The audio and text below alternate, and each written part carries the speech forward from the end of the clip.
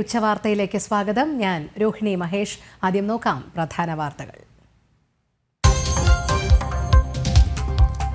ബംഗ്ലാദേശിൽ ഹിന്ദുവേട്ട അതിരൂക്ഷം. പാവ സർക്കാർ കാലത്ത് ആക്രമണങ്ങൾ 7 ഇരട്ടിയിലേറെ. ഹിന്ദുക്കളെ ലക്ഷ്യമിട്ട് പാകിസ്ഥാനിൽ 112 ആക്രമണങ്ങൾ.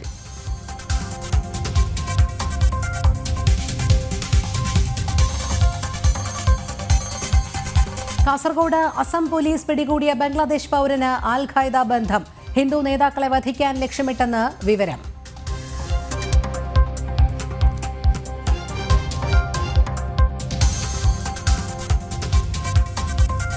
കട്ടപ്പനയിൽ ആത്മഹത്യ ചെയ്ത നിക്ഷേപകനെ CPM നേതാവ് VR സജയ് ഭീഷണിപ്പെടുത്തുന്ന ഫോൺ സംഭാഷണം പുറത്ത്. സാബുവിനെ ബാങ്ക് ജീവനക്കാർ മർദ്ദിച്ചെന്ന് ഭാര്യ മേരിക്കുട്ടി. സാബുവിന്റെ സംസ്കാരം വൈകിട്ട്.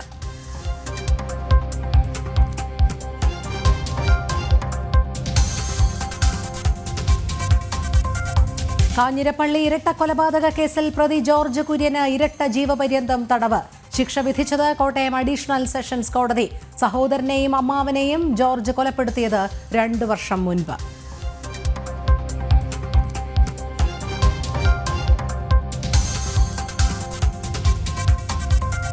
പാലക്കാട് 17-കാരിയെയും കുടുംബത്തിനെയും ഫൈനാൻസ് സ്ഥാപനത്തിലെ ജീവനക്കാർ മർദ്ദിച്ചതായി പരാതി.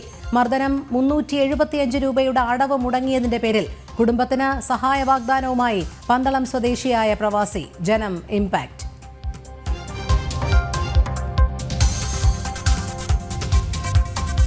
അവധിയെടുത്ത് നാട്ടിലേക്ക് പുറപ്പെട്ട സൈനികനെ കാണാതായത് കോഴിക്കോട് എലത്തൂർ സ്വദേശി വിഷ്ണുവിനെ. എലത്തൂർ പോലീസിൽ പരാതിയുമായി കുടുംബം.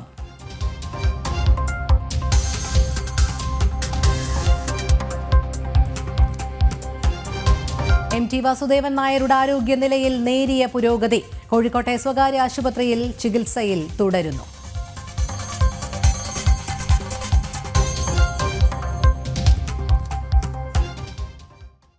വിശദമായ വാർത്തകളിലേക്ക്. ബംഗ്ലാദേശിലും പാകിസ്ഥാനിലും ഹിന്ദുക്കൾക്കെതിരായ അതിക്രമം വർദ്ധിക്കുന്നു. ഈ വർഷം ബംഗ്ലാദേശിൽ ഹിന്ദുക്കൾക്ക് നേരെ നടന്നത് 2200 ആക്രമണങ്ങളാണ്. ഹിന്ദുക്കളെ ലക്ഷ്യമിട്ട് 112 ആക്രമണങ്ങളാണ് പാകിസ്ഥാനിൽ നടന്നത്. കണക്കുകൾ പുറത്തുവിട്ട് കേന്ദ്ര വിദേശകാര്യ മന്ത്രാലയം. ഹിന്ദുക്കൾക്ക് നേരെ ഏറ്റവും അധികം അക്രമം നടക്കുന്ന രാജ്യങ്ങളാണ് പാകിസ്ഥാനും ബംഗ്ലാദേശും. ബംഗ്ലാദേശിൽ ഈ വർഷം നടന്നത് 2200 അക്രമ സംഭവങ്ങൾ. 2022 ഇത് 47-ഉം കഴിഞ്ഞ വർഷം 302 കേസുകളാണ് റിപ്പോർട്ട് ചെയ്തത്. ഈ വർഷം ഷെയ്ഖ് ഹസീന സർക്കാർ താഴെ വീണതോടെ ജിഹാദികൾ ന്യൂനപക്ഷങ്ങൾക്ക് നേരെ വ്യാപക അക്രമം അഴിച്ചുവിട്ടു. ഓഗസ്റ്റിൽ ഹസീന രാജ്യം വിട്ട ശേഷമാണ് ഹിന്ദുക്കൾക്കെതിരായ അക്രമം വ്യാപിച്ചതെന്ന് വിദേശകാര്യ മന്ത്രാലയത്തിന്റെ കണക്കിൽ പറയുന്നു. പാകിസ്ഥാനിലും സ്ഥിതി വ്യത്യസ്തമല്ല. 2022-ൽ 241-ഉം കഴിഞ്ഞ വർഷം 103-ഉം അക്രമങ്ങൾ നടന്നു. ഈ വർഷം അത് 112ആയി. പാകിസ്ഥാനിൽ 1% മാത്രം ശേഷിക്കുന്ന ഹിന്ദുക്കൾക്ക് നേരെയാണ് ജിഹാദികളുടെ ഈ അതിക്രമം. ബംഗ്ലാദേശിലാവട്ടെ ഇനിയും ശേഷിക്കുന്നത് 7% ഹിന്ദുക്കൾ മാത്രം. അരും കൊലപാതകങ്ങൾ, ക്ഷേത്രങ്ങൾ തകർക്കൽ, ഹിന്ദു സ്ത്രീകളെ മാനഭംഗപ്പെടുത്തുക, തട്ടിക്കൊണ്ടുപോകൽ, മതം മാറ്റം, വീടുകൾക്ക് നേരെയുള്ള ആക്രമണം എന്നിവയാണ് നടക്കുന്നത്. കേന്ദ്ര വിദേശകാര്യ മന്ത്രാലയം രാജ്യസഭയിലാണ് അയൽ രാജ്യത്തെ ഹിന്ദു വേട്ടയുടെ ഞെട്ടിപ്പിക്കുന്ന കണക്കുകൾ അവതരിപ്പിച്ചത്. ജനം, ഡൽഹി. ത്രിപുരയിൽ 6 ബംഗ്ലാദേശികൾ പിടിയിൽ. അതിർത്തിയിലൂടെ നുഴഞ്ഞുകയറുമ്പോഴാണ് ഇവരെ പിടികൂടിയത്. ഗൗതം അനന്തനാരായണൻ ചേരുന്നു. ഗൗതം, വിവരങ്ങൾ. രോഹിണി, ത്രിപുരയിലെ അതിർത്തി വഴി നുഴഞ്ഞു കയറാൻ ശ്രമിച്ച ഒരു കുടുംബത്തെയാണ് BSF അറസ്റ്റ് ചെയ്തത്. ഒരു കുടുംബത്തിലെ 6 പേർ, ഇതിൽ 3 പുരുഷന്മാരും 2 കുട്ടികളും ഒരു സ്ത്രീയുമുണ്ട്. അങ്ങനെ 6 പേർ ബംഗ്ലാദേശിൽ നിന്നും അനധികൃതമായി നമ്മുടെ ഭാരതത്തിലേക്ക് നുഴഞ്ഞു കയറാൻ ശ്രമിക്കുകയായിരുന്നു. ഇത്തരത്തിൽ വ്യാപകമായ നുഴഞ്ഞുകയറ്റം ബംഗ്ലാദേശ് അതിർത്തിയിൽ, പ്രത്യേകിച്ച് അസം, അതോടൊപ്പം തന്നെ പശ്ചിമ ബംഗാൾ, ത്രിപുര സംസ്ഥാനങ്ങളിലായി നടന്നതിന്റെ ഫലമാണ് പിന്നീട് ഈ സംസ്ഥാനങ്ങളിലെല്ലാം വലിയ തോതിലുള്ള സാമൂഹിക പ്രശ്നങ്ങളും സംഘർഷങ്ങൾക്കും വഴിവെച്ചത് എന്ന് നമുക്കറിയാം. ഇപ്പോൾ ഈ ബംഗ്ലാദേശിൽ നടന്നുകൊണ്ടിരിക്കുന്ന കലാപത്തിന്റെയും മറ്റും പശ്ചാത്തലത്തിൽ അതിർത്തിയിൽ വലിയ ജാഗ്രതാ നിർദ്ദേശം സുരക്ഷാ സേനയ്ക്ക് കേന്ദ്ര സർക്കാർ നൽകിയിട്ടുണ്ട്. അതിനാൽ ഇത്തരം നുഴഞ്ഞു കയറുന്ന ആളുകളെ അപ്പോൾ തന്നെ പിടികൂടുകയാണ് BSF. എന്തായാലും ത്രിപുരയിലെ അതിർത്തിയിലൂടെയാണ് ഇവർ നുഴഞ്ഞു കയറാനുള്ള ഒരു ശ്രമം നടത്തിയത്. അതാണ് ഇപ്പോൾ BSF പൊളിച്ചിരിക്കുന്നത്. അഗർത്തലയിലെ പോലീസ് സ്റ്റേഷനിലേക്ക് ഈ 6 പേരെയും എത്തിച്ചിട്ടുണ്ട്. രോഹിണി. ശരി ഗൗതം. ത്രിപുരയിൽ 6 ബംഗ്ലാദേശികൾ പിടിയിൽ. അതിർത്തിയിലൂടെ നുഴഞ്ഞു കയറുമ്പോഴാണ് ഇവരെ പിടികൂടിയത്. ഗൗതം അനന്തനാരായണനാണ് വിവരങ്ങൾ നൽകിയത്. കാസർഗോഡ് നിന്ന് അസം പോലീസ് പിടികൂടിയ ബംഗ്ലാദേശ് പൗരന് അൽ ഖൈദ ബന്ധം. RSS ഹൈന്ദവ നേതാക്കളെ വധിക്കാനും വർഗീയ കലാപം ലക്ഷ്യമിട്ടുമാണ് ഷാബ് ഷെയ്ഖ് എന്ന യുവാവ് എത്തിയതെന്ന് സ്പെഷ്യൽ ടാസ്ക് ഫോഴ്സ് അറിയിച്ചു. കാഞ്ഞങ്ങാട് നിന്നുമാണ് ഷാബ് ഷെയ്ഖ് എന്ന യുവാവിനെ അസാം പോലീസിന്റെ സ്പെഷ്യൽ ടാസ്ക് ഫോഴ്സ് കേരള പോലീസിന്റെ സഹായത്തോടെ പിടികൂടിയത്. അൽഖ്വയ്ദ അനുബന്ധ സംഘടനയായ അൻസാറുള്ള ബംഗ്ല ടീമുമായി ഇയാൾക്ക് ബന്ധമുണ്ടെന്ന് അന്വേഷണത്തിൽ കണ്ടെത്തിയിരുന്നു. അൻസാറുള്ള ബംഗ്ലാം ടീം തലവൻ ജസീമുദ്ദീൻ റഹ്മാനിയുടെ അടുത്ത അനുയായി ഫർഹാൻ ഇസ്രാഖിന്റെ നിർദ്ദേശപ്രകാരമാണ് ഭാരതത്തിലെത്തിയതെന്ന് അസം പോലീസ് കണ്ടെത്തിയിട്ടുണ്ട്. ഇതര സംസ്ഥാന തൊഴിലാളികൾക്കൊപ്പം താമസിച്ച് പെയിന്റിംഗ്, കോൺക്രീറ്റ് ജോലികൾ ചെയ്തു വരികയായിരുന്നു. വർഗീയ സംഘർഷമുണ്ടാക്കാനാണ് RSS ഹൈന്ദവ നേതാക്കളെ ലക്ഷ്യമിട്ടിരുന്നത്. ബംഗ്ലാദേശ് തിരിച്ചറിയൽ കാർഡും ഷാബ് ഷെയ്ഖിൽ നിന്ന് പിടിച്ചെടുത്തിട്ടുണ്ട്. അസമിൽ രജിസ്റ്റർ ചെയ്ത UAPA കേസിലാണ് ഇയാൾ പിടിയിലായത്. ദേശീയവിരുദ്ധ പ്രവർത്തനങ്ങൾക്ക് തടയിടാൻ അസം പോലീസ് ആരംഭിച്ച ഓപ്പറേഷൻ പ്രകട്ടിന്റെ ഭാഗമായി നടത്തിയ പരിശോധനയിൽ വിവിധ സംസ്ഥാനങ്ങളിൽ നിന്നായി 8 പേരെയും STF പിടികൂടിയിട്ടുണ്ട്. ജനം, കാസർഗോഡ്. ഇടുക്കി കട്ടപ്പനയിൽ വ്യാപാരിയായ സാബുവിനെ ആത്മഹത്യയിലേക്ക് നയിച്ചതിൽ CPIM കട്ടപ്പന മുൻ ഏരിയ സെക്രട്ടറിയുടെ ഭീഷണിയും. പണം ലഭിക്കാത്ത വിഷമത്തിലായിരുന്ന സാബുവിനെ CPM നേതാവ് VR സജി ഫോണിൽ ഭീഷണിപ്പെടുത്തുന്നതിന്റെ ശബ്ദ സന്ദേശം പുറത്തുവന്നു. ബാങ്ക് ജീവനക്കാർ തങ്ങളെ മാനസികമായി ബുദ്ധിമുട്ടിച്ചിരുന്നുവെന്ന് സാബുവിന്റെ ഭാര്യ മേരിക്കുട്ടി പറഞ്ഞു. അല്പസമയത്തിനകം സാബുവിന്റെ മൃതദേഹം സംസ്കരിക്കും. ഈ മാസം പൈസ നിങ്ങൾക്ക് പറഞ്ഞതിൽ പകുതി പൈസ വന്നു കഴിഞ്ഞിട്ട് നിങ്ങൾ അവരെ പിടിച്ച് തള്ളി അയാളെ ഉപദ്രവിക്കേണ്ട കാര്യമല്ല നിങ്ങൾക്ക്. എന്റെ സഹാവേ നിങ്ങൾ എന്നിട്ട് വിഷയമൊന്നും മാറ്റണ്ടോ. നിങ്ങള് നമ്മളത് അതിട്ട് മിണ്ടാതിരിക്കുന്നതാണ്. നിങ്ങൾ അടി മേടിക്കേണ്ട സമയം കഴിഞ്ഞിരിക്കുക. എന്റെ പൊന്നു സഹായം എന്നെ വേണമെങ്കിൽ കൊന്നു. നിങ്ങൾക്ക് പണി അറിയത്തില്ല കേട്ടാ. നിങ്ങൾക്ക് പണി അറിയത്തില്ല കേട്ടാ. എനിക്ക് സത്യമായിട്ട് ഇങ്ങനത്തെ പണിയൊന്നും അറിയത്തില്ല. സത്യമായിട്ട് അറിയത്തില്ല. അത് പണി മനസ്സിലാക്കി തരാം. എനിക്ക് സത്യമായിട്ട് ഇങ്ങനത്തെ പരിപാടി പണി മനസ്സിലാക്കി തരാം. ബാങ്ക് ജീവനക്കാരുടെ ഭാഗത്തു നിന്നുണ്ടായ ദുരനുഭവം പറയാനാണ് സാബുമോൻ ബാങ്ക് പ്രസിഡന്റ് കൂടിയായ VR സജിയെ ഫോണിൽ വിളിച്ചത്. നിക്ഷേപകരെ ആശ്വസിപ്പിക്കേണ്ടതിന് പകരം ഉണ്ടായത് കടുത്ത ഭീഷണി. അടികൊള്ളേണ്ട സമയം കഴിഞ്ഞെന്നും പണി എന്താണെന്ന് കാണിച്ചു തരാമെന്നുമായിരുന്നു VR സജിയിൽ നിന്നുണ്ടായ പ്രതികരണം. ഭാര്യയുടെ ചികിത്സയ്ക്ക് പണം ലഭിക്കാതിരുന്ന സാബുവിന് CPM നേതാവിന്റെ ഭീഷണി കൂടി നേരിട്ടതോടെ ആകെ തകർന്നു. സാബു രാവിലെ പൈസയ്ക്ക് വേണ്ടി ചെന്നു. അതും കടയടച്ചിട്ടേച്ചാ പോകുന്നു. കടയടച്ചിട്ടേച്ച് ചെന്ന് കഴിയുമ്പോഴത്തേക്കും മറ്റേ ബിനോയ് എന്ന് പറയുന്ന പുള്ളി പോടാ പുല്ല എന്നൊരു വിളി. പോടാ പുല്ല് പൈസ മേടിച്ചോണ്ട് പോകുന്നതാണല്ലോ. അവരന്നേരം ജീപ്പയില് കുറെ കേക്കും ആ സാധനങ്ങളും എല്ലാം കെറ്റിക്കൊണ്ട് പോവാണ്. സാബു പറഞ്ഞു ഇതുപോലെ ഹരാസ് ചെയ്യാനില്ല. റെജി പറഞ്ഞു എന്നോട് സംസാരിക്കും, ഞാൻ ആ പൈസ നിങ്ങളോട് മേടിച്ചത്, എന്നോട് സംസാരിക്കാൻ പറഞ്ഞു. സുജയും റെജി ബിനോയ് ആ ഹരാസ് ചെയ്തെന്ന് എന്നോട് വിളിച്ച് പറഞ്ഞത്. അതുപോലെ ഹരാസ് ചെയ്ത് പോന്നു. CPM നേതാവിനെ സംരക്ഷിക്കുന്ന നിലപാടാണ് പാർട്ടി നേതൃത്വത്തിന്റെ ഭാഗത്തു നിന്നുണ്ടായത്. ഭീഷണി സന്ദേശത്തെപ്പറ്റി പ്രതികരിക്കാനില്ലെന്നും മറ്റു കാര്യങ്ങൾ പോലീസ് അന്വേഷിക്കട്ടെ എന്നുമായിരുന്നു CPM കട്ടപ്പന ഏരിയ സെക്രട്ടറിയുടെ പ്രതികരണം. അതിന്റെ ഭാഗമായി തന്നെ അതിനുശേഷം അദ്ദേഹം VR സജിയെ വിളിച്ചിരുന്നു. ഫോണിൽ വിളിച്ചപ്പോൾ നമ്മൾ മുമ്പുണ്ടാക്കിയ ധാരണയുടെ അടിസ്ഥാനത്തിൽ തന്റെ കാര്യങ്ങൾ നടന്നുകൊണ്ടിരിക്കുകയാണെന്നുള്ള പ്രതികരണമാണ് അദ്ദേഹം നൽകിയിട്ടുള്ളത്. സ്വാഭാവികമായിട്ടും ബാങ്കിന്റെ കൗണ്ടറിലാണെങ്കിലും ഏതൊരു തദ്ദേശ സ്വയംഭരണ സ്ഥാപനത്തിന്റെയോ സഹകരണ സ്ഥാപനത്തിന്റെയോ കൗണ്ടറിൽ ഒരു പ്രശ്നമുണ്ടായാൽ ഭരണസമിതി, മാനേജ്മെന്റ് എന്നുള്ള നിലയിൽ അതിന്റെ ഭരണസമിതി അംഗങ്ങൾ ഇടപെടുകയോ അഭിപ്രായം പറയുകയോ ചെയ്യുക എന്നുള്ളത് സ്വാഭാവികമാണ്. നമ്മുടെ നാട്ടിലെല്ലാം നടക്കുന്ന ഒരു കാര്യമാണ്. കട്ടപ്പന CIയുടെ നേതൃത്വത്തിലുള്ള സംഘം വീട്ടിലെത്തി സാബുവിന്റെ കുടുംബത്തിന്റെ മൊഴി രേഖപ്പെടുത്തി. സംഭവത്തിൽ ആരോപണ വിധേയരായ ഉദ്യോഗസ്ഥർക്കെതിരെയും നടപടി വൈകുകയാണ്. ആരോപണ വിധേയരെ അറസ്റ്റ് ചെയ്തില്ലെങ്കിൽ തുടർ പ്രതിഷേധങ്ങൾ ഉണ്ടാകുമെന്ന് മുന്നറിയിപ്പും സമരസമിതി നൽകുന്നുണ്ട്. സാബുവിന്റെ സംസ്കാരം ഉച്ചതിരിഞ്ഞ് 3:30 കട്ടപ്പന സെന്റ് ജോർജ് ദേവാലയത്തിൽ നടക്കും. ജനം, ഇടുക്കി.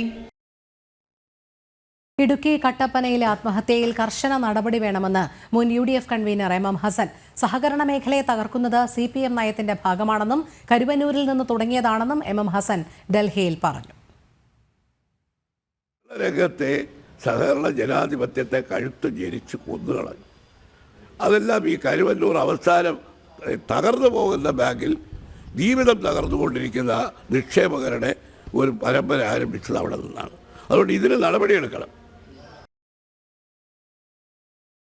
കാഞ്ഞിരപ്പള്ളി ഇരട്ട കൊലപാതക കേസിൽ പ്രതി ജോർജ് കുര്യന് ഇരട്ട ജീവപര്യന്തം തടവ് ശിക്ഷ. കോട്ടയം അഡീഷണൽ സെഷൻസ് കോടതിയാണ് ശിക്ഷ വിധിച്ചത്. 2022 മാർച്ച് 7-നാണ് സഹോദരനെയും അമ്മാവനെയും ജോർജ് കൊലപ്പെടുത്തിയത്.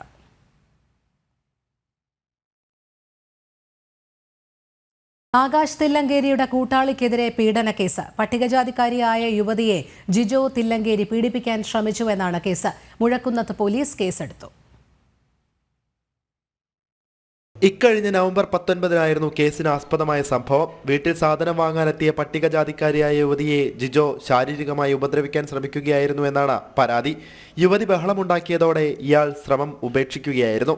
സംഭവം ആരോടെങ്കിലും പറഞ്ഞാൽ മക്കളെ അപായപ്പെടുത്തുമെന്ന് ഇയാൾ ഭീഷണിപ്പെടുത്തിയെന്നും യുവതി നൽകിയ പരാതിയിൽ പറയുന്നു. മക്കളെ അപായപ്പെടുത്തുമെന്ന ഭയമുള്ളതിനാലാണ് പരാതി നൽകാൻ വൈകിയത്.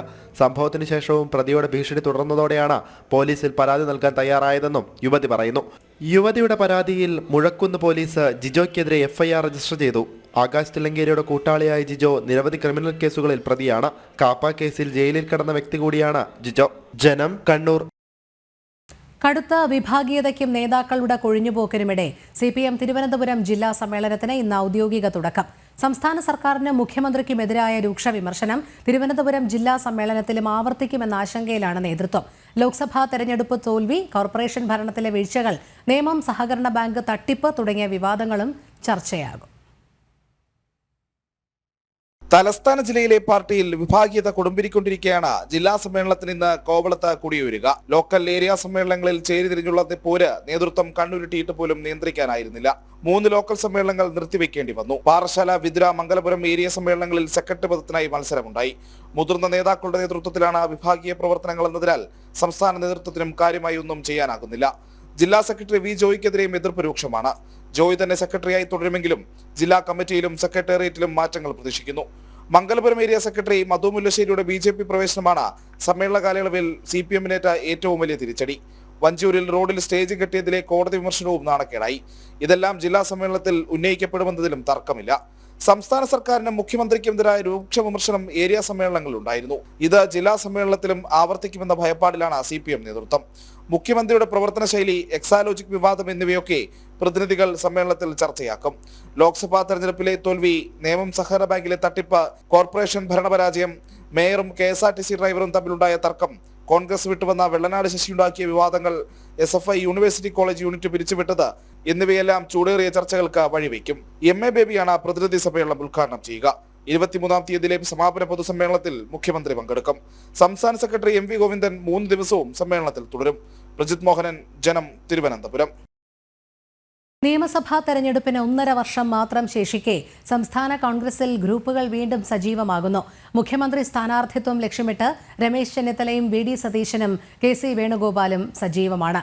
വിശാല I ഗ്രൂപ്പ് സജീവമാക്കിയ ചെന്നിത്തലയ്ക്ക് പിന്നിൽ അണിനിരക്കുകയാണ് VD വിരുദ്ധ വിഭാഗം. പുനഃസംഘടനാ ചർച്ചകൾ സൃഷ്ടിച്ച ചേരിപ്പോരിന് പിന്നാലെയാണ് കോൺഗ്രസിൽ വീണ്ടും ഗ്രൂപ്പ് രാഷ്ട്രീയം പിടിമുറുക്കുന്നത്. മുഖ്യമന്ത്രി കസേര ലക്ഷ്യമിട്ട നീക്കങ്ങൾ നടത്തുന്ന VD സതീശന് തന്നെയാണ് കൂടുതൽ സംഘടനാ ബലം. പഴയ A ഗ്രൂപ്പ് നോമിനികളായ ഷാഫി പറമ്പിലിന്റെയും രാഹുൽ മാങ്കൂട്ടത്തിന്റെയും നേതൃത്വത്തിൽ യൂത്ത് കോൺഗ്രസും സതീശനൊപ്പം തന്നെ. ലീഗിന് താല്പര്യമുണ്ടെന്നതും സതീശനൊപ്പം നിൽക്കാൻ നേതാക്കളെ പ്രേരിപ്പിക്കുന്നു. VD സതീശൻ പാർട്ടി പിടിക്കാൻ നടത്തുന്ന നീക്കങ്ങളോടുള്ള അതൃപ്തിയാണ് രമേശ് ചെന്നിത്തലയുടെ നേതൃത്വത്തിൽ വിശാല I ഗ്രൂപ്പ് പുനരുജ്ജീവിപ്പിക്കാനുള്ള നീക്കങ്ങൾ സജീവമാക്കുന്നത്. VD വിരുദ്ധരായ K മുരളീധരനും K സുധാകരനുമൊക്കെ ചെന്നിത്തലയ്ക്ക് തൽക്കാലം പിന്തുണ നൽകുന്നുമുണ്ട്. കേരള രാഷ്ട്രീയത്തിൽ പിടിമുറുക്കാൻ ശ്രമിക്കുന്ന KC വേണുഗോപാലിന് പിന്നിൽ കൊടിക്കുന്നിൽ സുരേഷിനെ പോലെയുള്ളവരും അണിനിരക്കുന്നു. 3 വിഭാഗങ്ങളും നീക്കങ്ങൾ സജീവമാക്കി തുടങ്ങിയിട്ടുണ്ട്. NSSനെയും SNDPയെയും ഒപ്പം കൂട്ടി കരുത്താർജിക്കാനുള്ള ചെന്നിത്തലയുടെ നീക്കം കോൺഗ്രസിലെ ശാക്തിക ചേരികൾ മാറാനുള്ള സാധ്യത തുറന്നിടുന്നു. പരമാവധി നേതാക്കളെയും ഘടകകക്ഷികളെയും എല്ലാം ചേർത്ത് നിർത്തി ബാക്കിയെല്ലാം ഹൈക്കമാൻഡിന് വിടുക എന്നതാണ് VD സതീശൻ സ്വീകരിക്കുന്ന മാർഗം. ദേശീയ നേതൃത്വത്തെ കൊണ്ട് സ്വന്തം പേര് പറയിപ്പിക്കാനുള്ള ബലം KC വേണുഗോപാലിനുമുണ്ട്. നാളെ ശശി തരൂരും K മുരളീധരനുമൊക്കെ മുഖ്യമന്ത്രി കസേരയ്ക്ക് വേണ്ടി അവകാശവാദം മുഴക്കിയേക്കാം. പുനഃസംഘടന പൂർത്തിയാകുന്നതോടെ ഗ്രൂപ്പുകളുടെ ഏകദേശ ചിത്രവും നേതാക്കളുടെ നിലപാടുകളും കുറച്ചുകൂടി വ്യക്തമാകുമെന്ന് സാരം. ജനം, തിരുവനന്തപുരം. KSRTCയിൽ നിന്നും സമാന്തര സർവീസുകളെ നിയന്ത്രിക്കാൻ സുരക്ഷയൊരുക്കിയതിനുള്ള തുക ഈടാക്കി പോലീസ്. തുക എഴുതി തള്ളണമെന്ന KSRTCയുടെ ആവശ്യം അംഗീകരിച്ചില്ല. KSRTCക്ക് പോലീസ് നൽകാനുള്ള വാറണ്ട് കുടിശ്ശികയിൽ നിന്നാണ് തുക ഈടാക്കിയത്.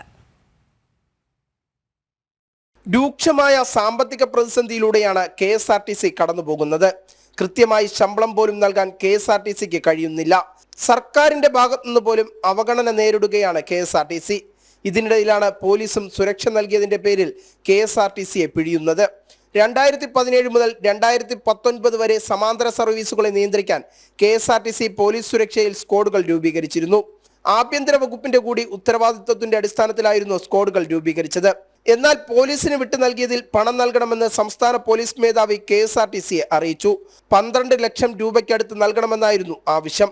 സാമ്പത്തിക പ്രതിസന്ധി ചൂണ്ടിക്കാട്ടി ഇത് ഒഴിവാക്കണമെന്ന് KSRTC പലതവണ ആവശ്യപ്പെട്ടെങ്കിലും പോലീസ് വഴങ്ങിയില്ല. ഒടുവിലാണിപ്പോൾ വാറണ്ട് ഇനത്തിൽ പോലീസ് KSRTCക്ക് നൽകാനുള്ള കുടിശ്ശികയിൽ നിന്ന് ഈ തുക തിരികെ ഈടാക്കിയിരിക്കുന്നത്. ഇനിയും 12 ലക്ഷം രൂപയ്ക്കടുത്ത് വാറണ്ട് ഇനത്തിൽ KSRTCക്ക് പോലീസ് കുടിശ്ശിക നൽകാനുണ്ട്. സമാന്തര സർവീസുകൾ KSRTCക്ക് വെല്ലുവിളിയായതോടെയാണ് ഇവരെ ഒതുക്കാൻ പോലീസിന്റെ സഹായം തേടിയത്. ഇപ്പോൾ അതേ പോലീസിന് സുരക്ഷയുടെ പേരിൽ ലക്ഷങ്ങൾ ചെലവഴിക്കേണ്ടി വന്ന ഗതികേടിലാണ് KSRTC.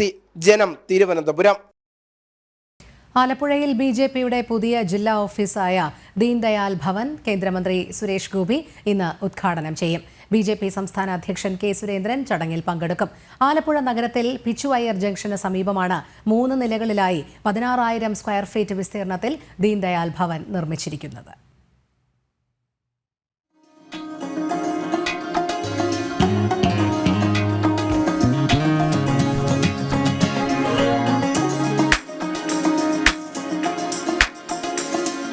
മൂന്ന് നിലകളിൽ അത്യാധുനിക സൗകര്യങ്ങളോടെ പരിസ്ഥിതി സൗഹൃദപരമായാണ് പുതിയ ഓഫീസ് കെട്ടിടം നിർമ്മിച്ചിരിക്കുന്നത്. 300-ലധികം ആളുകൾക്കിരിക്കാവുന്ന Morarji memorial conference hall, advocate Ranjith Srinivasan സ്മാരക മീഡിയ ഹാൾ, P. പരമേശ്വർജി സ്മാരക ലൈബ്രറി എന്നിവ പുതിയ ഓഫീസിൽ സജ്ജമാക്കിയിട്ടുണ്ട്.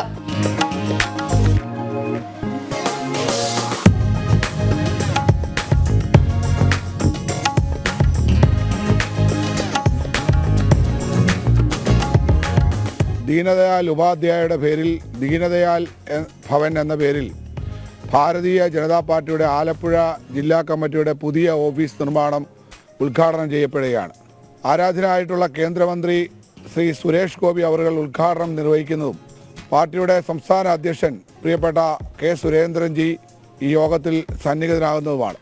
വിപുലമായിട്ടുള്ള സൗകര്യങ്ങളോടുകൂടി 16,000 സ്ക്വയർ ഫീറ്റിലാണ് പുതിയ ഓഫീസ് നിർമ്മാണം പൂർത്തിയായിട്ടുള്ളത്. അതിൽ മാരാർജിയുടെ, കേരളത്തിലെ ഭാരതീയ ജനതാ പാർട്ടിയുടെ മുതിർന്ന നേതാവായിരുന്ന മാരാർജിയുടെ പേരിലുള്ള 400ഓളം പേർക്ക് ഇരിക്കാൻ കഴിയുന്ന കോൺഫറൻസ് ഹാളും, ആലപ്പുഴയിലെ സജീവ രാഷ്ട്രീയ പ്രവർത്തകനായിരുന്ന സ്വർഗീയ രഞ്ജിത്തിന്റെ പേരിൽ മിനി കോൺഫറൻസ് ഹാളും, അതുപോലെ ആലപ്പുഴയുടെ സ്വന്തം P. പരമേശ്വരിയുടെ പേരിൽ P. പരമേശ്വർജി സ്മാരക ഗ്രന്ഥശാലയും ഈ സംവിധാനത്തിൽ സജ്ജീകരിച്ചിട്ടുണ്ട്. ആലപ്പുഴ നഗരഹൃദയത്തിൽ പിച്ചുവയർ ജംഗ്ഷന് സമീപം 24 സെന്റിൽ നിർമ്മാണം പൂർത്തിയാക്കിയ ദീനദയാൽ ഭവൻ ഇന്ന് ഉച്ചയ്ക്ക് 2 മണിക്ക് കേന്ദ്രമന്ത്രി സുരേഷ് ഗോപി ഉദ്ഘാടനം ചെയ്യും. BJP സംസ്ഥാന അധ്യക്ഷൻ K. സുരേന്ദ്രൻ ചടങ്ങിൽ പങ്കെടുക്കും.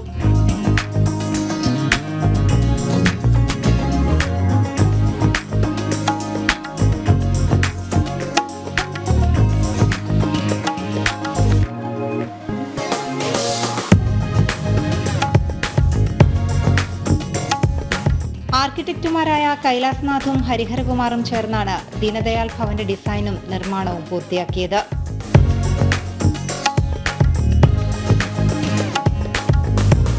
ജനം, ആലപ്പുഴ. തമിഴ്നാട് BJP അധ്യക്ഷൻ K. അണ്ണാമലയെയും പ്രവർത്തകരെയും അറസ്റ്റ് ചെയ്ത് പോലീസ്. കോയമ്പത്തൂരിൽ BJP നടത്തിയ കരിദിന റാലിക്കിടെയാണ് അറസ്റ്റ്. 1998 കോയമ്പത്തൂർ സ്ഫോടന കേസിലെ സൂത്രധാരൻ SI ഭാഷയുടെ മരണാനന്തര വിലാപയാത്രയ്ക്ക് അനുമതി നൽകിയതിൽ പ്രതിഷേധിച്ചായിരുന്നു റാലി. ഇന്നലെ രാത്രിയോടെ അണ്ണാമലയെയും പ്രവർത്തകരെയും പോലീസ് വിട്ടയച്ചു. MK സ്റ്റാലിൻ സർക്കാരിന്റെ ഭീരുത്വം നിറഞ്ഞ നടപടിയെ അപലപിക്കുന്നുവെന്ന് അണ്ണാമലൈ സമൂഹമാധ്യമത്തിൽ കുറിച്ചു. സ്വേച്ഛാധിപത്യത്തിന് മുന്നിൽ ഒരിക്കലും തലകുനിക്കില്ല. BJP തമിഴ്നാട്ടിലെ ജനങ്ങളുടെ ശബ്ദമായിരിക്കുമെന്നും അദ്ദേഹം എക്സിൽ കുറിച്ചു.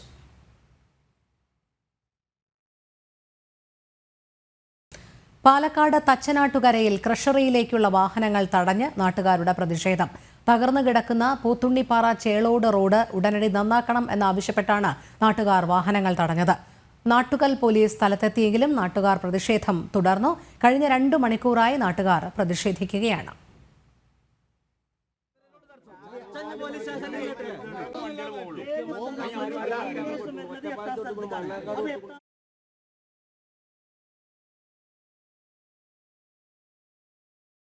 അവധിയെടുത്ത് നാട്ടിലേക്ക് പുറപ്പെട്ട സൈനികനെ കാണാതായി. കോഴിക്കോട് എലത്തൂർ സ്വദേശി വിഷ്ണുവിനെയാണ് കാണാതായത്. പൂനെ ആർമി സ്പോർട്സ് ഇൻസ്റ്റിറ്റ്യൂട്ടിലാണ് വിഷ്ണു ജോലി ചെയ്യുന്നത്. നാട്ടിലേക്ക് വരുന്ന വിവരം തിങ്കളാഴ്ച അമ്മയെ ഫോണിൽ വിളിച്ച് അറിയിച്ചിരുന്നു. പക്ഷേ പിന്നീട് ഫോൺ സ്വിച്ച് ഓഫായി. എലത്തൂർ പോലീസിൽ കുടുംബം പരാതി നൽകിയിട്ടുണ്ട്. ഗോകുൽ കെ വേണുഗോപാൽ ചേരുന്നു. ഗോകുൽ, എന്താണ് അറിയാൻ കഴിയുന്നത്?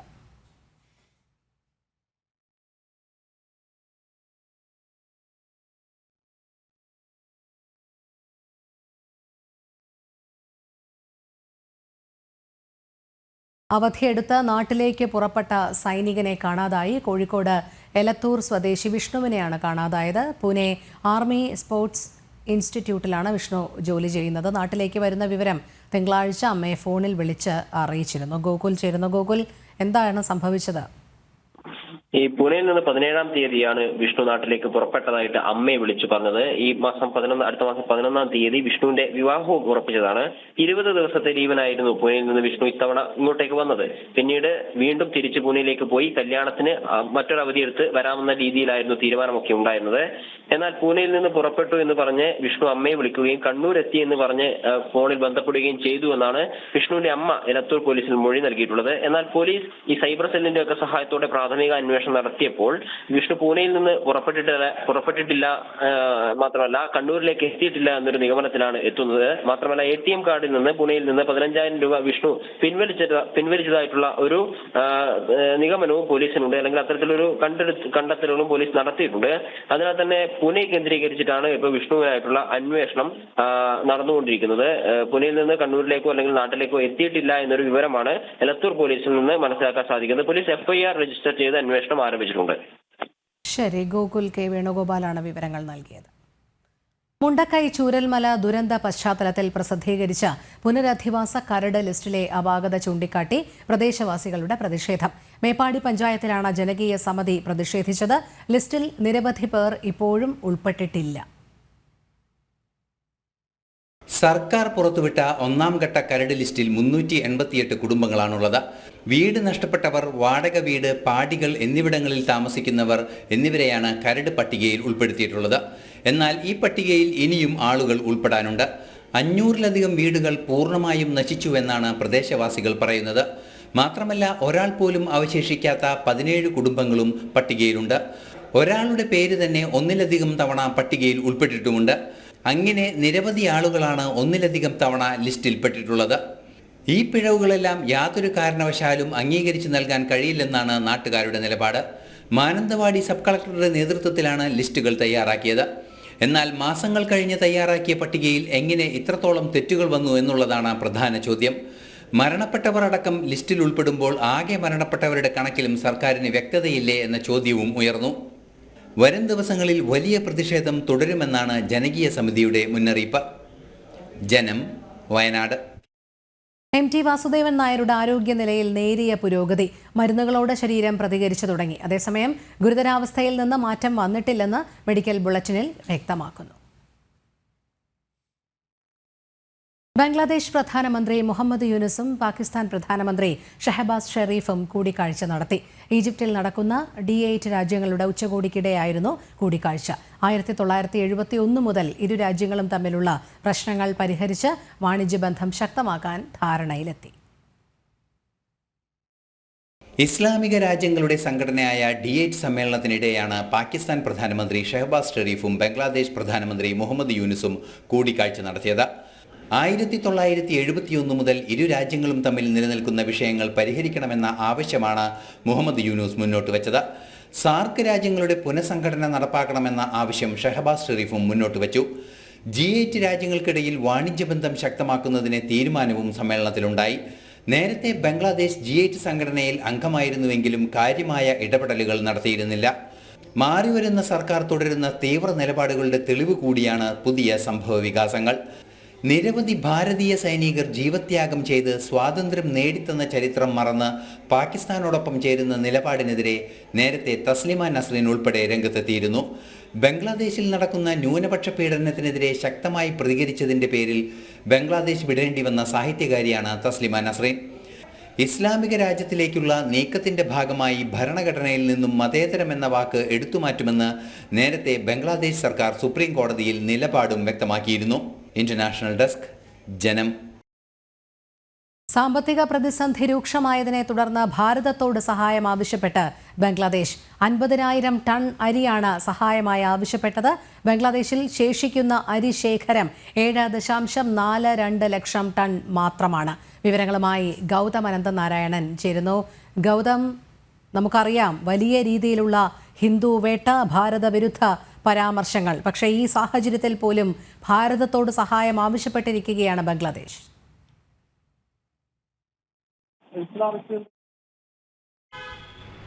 രോഹിണി, ഇസ്ലാമിസ്റ്റുകളുടെ സഹായത്തോടു കൂടിയാണ് മുഹമ്മദ് യൂനിസ് സർക്കാർ ബംഗ്ലാദേശിൽ ഇപ്പോൾ ഭരണം നടത്തുന്നത്. നേരത്തെ ഷെയ്ഖ് ഹസീനയുടെ ജനാധിപത്യ രീതിയിൽ തെരഞ്ഞെടുപ്പിലൂടെ അധികാരത്തിൽ വന്ന സർക്കാരിനെ ഇസ്ലാമിസ്റ്റുകൾ അട്ടിമറിക്കുകയും അതിനെ തുടർന്ന് മുഹമ്മദ് യൂനിസിൻ്റെ ഭരണകൂടം അവിടെ അധികാരമേൽക്കുകയുമായിരുന്നു. പക്ഷേ ഇപ്പോൾ ഈ ആഭ്യന്തര സംഘർഷം ഒരു ഭാഗത്ത്, അതോടൊപ്പം തന്നെ പണപ്പെരുപ്പം, അതുപോലെ ഈ ഭക്ഷ്യക്ഷാമം തുടങ്ങിയവ ബംഗ്ലാദേശിനെ വലിയ തോതിൽ വരിഞ്ഞു മുറുകുന്നു എന്നാണ് നമുക്ക് ലഭ്യമാകുന്ന റിപ്പോർട്ടുകൾ. ഏതാണ്ട് 50,000 ടൺ അരിയാണ് ബംഗ്ലാദേശ് ഇപ്പോൾ ഭാരതത്തോട് അടിയന്തരമായി നൽകണം എന്ന് അഭ്യർത്ഥിച്ചിരിക്കുന്നത്. ബംഗ്ലാദേശിനെ സംബന്ധിച്ച് ഏറ്റവും കൂടുതൽ ജനങ്ങൾ അവിടെ ആശ്രയിക്കുന്നത് അരി ആഹാരമാണ്. കൂടുതലായി അരി ഭക്ഷണങ്ങൾ കഴിക്കുന്നവരാണ് ബംഗ്ലാദേശിലുള്ളത്. പക്ഷേ ബംഗ്ലാദേശിൽ ഇനിയും ശേഷിക്കുന്നത് ഏതാണ്ട് 7 ലക്ഷം ടണ്ണിനടുത്തുള്ള ശേഖരണം മാത്രമേ അരിയുടേത് ഉള്ളൂ. അതിനാൽ തന്നെ വലിയ തോതിലുള്ള ഭക്ഷ്യക്ഷാമത്തിലേക്ക് ബംഗ്ലാദേശ് നീങ്ങുന്നുവെന്നാണ് ലഭ്യമാകുന്ന റിപ്പോർട്ട്. ഈ പശ്ചാത്തലത്തിലാണ് 50,000 ടൺ അരി അടിയന്തരമായി തന്ന് സഹായിക്കണം എന്നൊരാവശ്യം ബംഗ്ലാദേശ് ഇപ്പോൾ ഭാരതത്തിന് മുമ്പാകെ വെച്ചിരിക്കുന്നത്. അടുത്ത കാലത്ത് നടന്നിട്ടുള്ള നയതന്ത്രപരമായ പല പ്രശ്നങ്ങൾ നമുക്കറിയാം. ഭാരതത്തിൽ വലിയ അമർഷം ബംഗ്ലാദേശിലെ ഇപ്പോഴത്തെ സാഹചര്യത്തിലുണ്ട്. പ്രത്യേകിച്ച് ഹിന്ദുക്കൾക്ക് നേരെ നടക്കുന്ന കലാപത്തിൽ പലതവണ ബംഗ്ലാദേശിന് ഭാരതം മുന്നറിയിപ്പ് നൽകിയതാണ്. പക്ഷേ അതൊന്നും വകവയ്ക്കാതെ അവിടെ വലിയ തോതിൽ കലാപകാരികൾക്ക് സഹായം നൽകുന്നതായിരുന്നു മുഹമ്മദ് യൂനിസിൻ്റെ നടപടികളിലെല്ലാം. പക്ഷേ അതേ മുഹമ്മദ് യൂനിസ് തന്നെയാണ് ഇപ്പോൾ മറുഭാഗത്ത് ഭാരതത്തിന്റെ സഹായം അഭ്യർത്ഥിച്ച് രംഗത്തെത്തിയിരിക്കുന്നത്. രോഹിണി, ശരി, ഗൗതമാണ് വിവരങ്ങൾ നൽകിയത്. ഡൽഹി ഉൾപ്പെടെ ഉത്തരേന്ത്യയിൽ പിടിമുറുക്കിയ അതിശൈത്യം.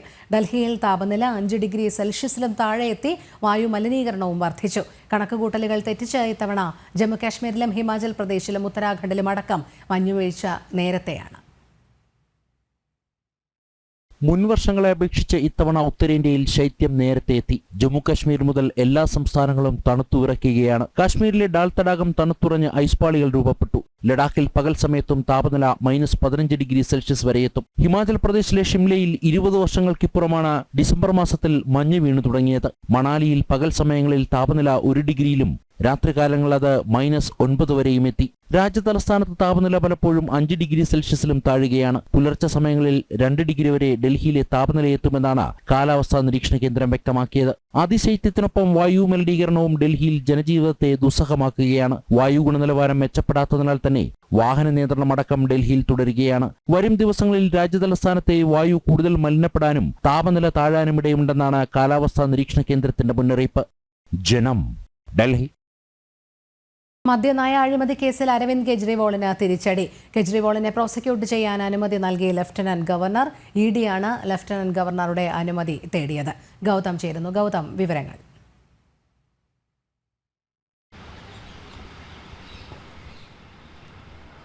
രോഹിണി, ഡൽഹി മുഖ്യമന്ത്രി അരവിന്ദ് കെജ്രിവാളിന് വീണ്ടും കനത്ത തിരിച്ചടി ഉണ്ടാകുന്നു. ഡൽഹി ലഫ്റ്റനന്റ് ഗവർണർ നിലവിൽ ഈ മദ്യനയ അഴിമതി കേസിൽ അരവിന്ദ് കെജ്രിവാളിനെ പ്രോസിക്യൂട്ട് ചെയ്യുവാനുള്ള അനുമതി എൻഫോഴ്സ്മെന്റ് ഡയറക്ടറേറ്റിന് നൽകിയിരിക്കുകയാണ്. ഈ മാസം 5-ാം തീയതി എൻഫോഴ്സ്മെന്റ് ഡയറക്ടറേറ്റ് ഡൽഹി ലഫ്റ്റനന്റ് ഗവർണറോട് മുൻ മുഖ്യമന്ത്രിയെ പ്രോസിക്യൂട്ട് ചെയ്യാൻ അനുമതി നൽകണം എന്നൊരാവശ്യം മുന്നോട്ട് വച്ചിരുന്നു. ഇതാണിപ്പോൾ ഡൽഹി ഗവർണർ അംഗീകരിച്ചിരിക്കുന്നത്.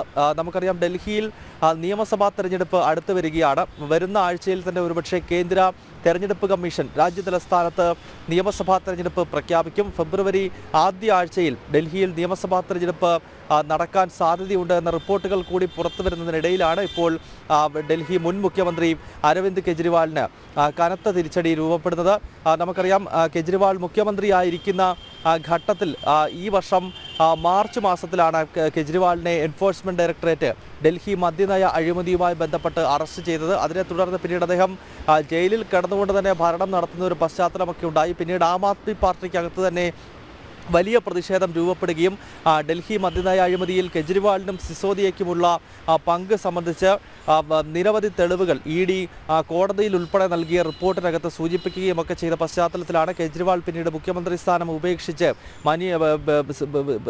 മറ്റൊരു അതീഷിക്ക് ഇത്തരത്തിൽ മുഖ്യമന്ത്രി സ്ഥാനം കൈമാറുന്ന സാഹചര്യമൊക്കെ ഉണ്ടായത്. എന്തായാലും ഡൽഹിയിൽ തെരഞ്ഞെടുപ്പ് കൂടി അടുത്തിരിക്കുന്ന ഘട്ടത്തിലാണ് ഇത്തരത്തിൽ അരവിന്ദ് കെജ്രിവാളിനെ പ്രോസിക്യൂട്ട് ചെയ്യാൻ ഇപ്പോൾ ലഫ്റ്റനന്റ് ഗവർണർ അനുമതി നൽകിയിരിക്കുന്നത്. രോഹിണി. ശരി, ഗൗതമാണ് വിവരങ്ങൾ നൽകിയത്. വിദ്യാഭ്യാസ രംഗത്ത് നിലനിൽക്കുന്ന പ്രതിസന്ധികൾക്ക് പരിഹാരം കാണണം എന്നാവശ്യപ്പെട്ട് അഖില ഭാരതീയ വിദ്യാർത്ഥി പരിഷത്ത് കേന്ദ്ര വിദ്യാഭ്യാസ മന്ത്രി ധർമ്മേന്ദ്ര പ്രധാന് നിവേദനം സമർപ്പിച്ചു. ദേശീയ general secretary doctor Virendra Singh സോളങ്കിയുടെ നേതൃത്വത്തിലുള്ള പ്രതിനിധി സംഘമാണ് വിദ്യാഭ്യാസ മന്ത്രിയെ സന്ദർശിച്ചത്. ഭാരതത്തിലെ വിദ്യാഭ്യാസ സ്ഥാപനങ്ങളിൽ ദേശീയ വിദ്യാഭ്യാസ നയം എത്ര ഫലപ്രദമായാണ് നടപ്പാക്കിയതെന്നും നടത്തിപ്പിന് പ്രതിസന്ധികൾ നേരിടുന്നുണ്ടെങ്കിൽ അത് ഏതൊക്കെ തരത്തിലുള്ളതാണ് എന്ന് കണ്ടെത്താനും അവലോകന സമിതി ശ്രമിക്കണമെന്ന് ABVP ആവശ്യപ്പെട്ടു.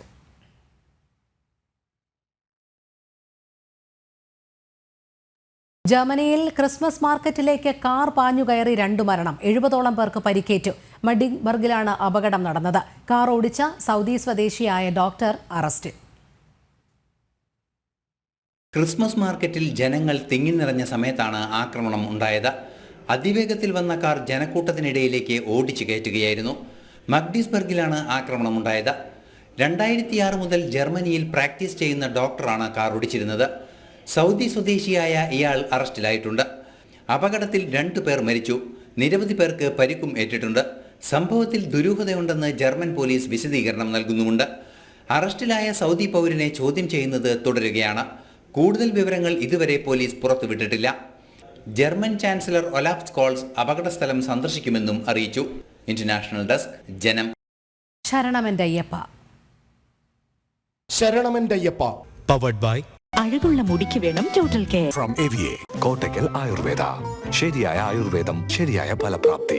കോ പവർഡ് ബൈ ഇനി എന്നും നിങ്ങളുടെ പ്രഭാത ഭക്ഷണം BKD സ്റ്റീം പുട്ടുപൊടി, റിച്ച് ആൻഡ് സോഫ്റ്റ്. ഭാരത് ലജ്ന multi state housing cooperative society limited, Kerala, Tamil Nadu and Pondicherry. Gold, diamond, gems. ആതുര സേവന രംഗത്ത് സമർപ്പിത സേവനത്തിന്റെ 50 വർഷങ്ങൾ. ഭാരത് ഹോസ് in association with Makarajyothi group of companies, Pune, Maharashtra. ഇനി നമ്മുടെ വീട്ടിൽ ഉദയഭാരത് കലണ്ടർ തന്നെ. രാമരാജനറിയാം മലയാളക്കര.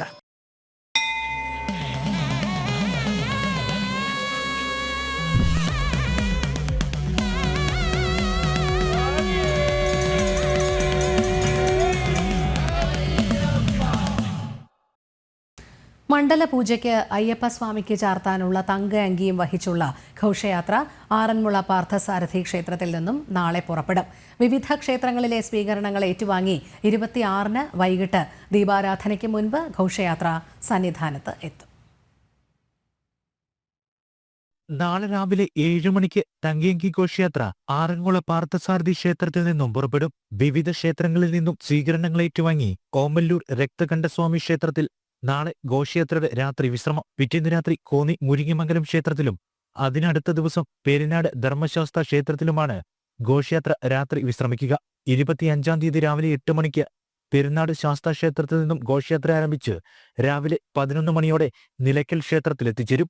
ഉച്ചയ്ക്ക് 1:30 ഘോഷയാത്ര പമ്പയിലെത്തും. പമ്പയിൽ നിന്നും ഉച്ചകഴിഞ്ഞ് 3-ന് പുറപ്പെട്ട് വൈകിട്ട് 5-ന് ശരംകുത്തിയിലെത്തും. ഇവിടെ നിന്ന് ദേവസ്വം ബോർഡ് ഭാരവാഹികളും ഉദ്യോഗസ്ഥരും ചേർന്ന് ആചാരപൂർവ്വം സ്വീകരിച്ച് സന്നിധാനത്തേക്ക് ഘോഷയാത്രയെ ആനയിക്കും. 18-ാം പടി കയറി സോപാനത്തെത്തുമ്പോൾ തന്ത്രിയും മേൽശാന്തിയും ചേർന്ന് തങ്കയങ്കി ഏറ്റുവാങ്ങി അയ്യപ്പ വിഗ്രഹത്തിൽ ചാർത്തി 6:30 ദീപാരാധന നടക്കും. 26-ാം തീയതിയാണ് തങ്കയങ്കി ചാർത്തിയുള്ള മണ്ഡലപൂജ. ജനം, പത്തനംതിട്ട. സന്നിധാനത്ത് ഇനി പോലീസിന്റെ CPR സംവിധാനം. ദർശനത്തിനെത്തുന്ന അയ്യപ്പ ഭക്തർക്ക് ഹൃദയാഘാതമുണ്ടായാൽ ഉടൻ ചികിത്സ നൽകുന്നതിനാണ് പരിശീലനം. സന്നിധാനത്തും പരിസര പ്രദേശത്തും ഡ്യൂട്ടിയിലുള്ള പോലീസുകാർക്കാണ് CPR പരിശീലനം നൽകുന്നത്.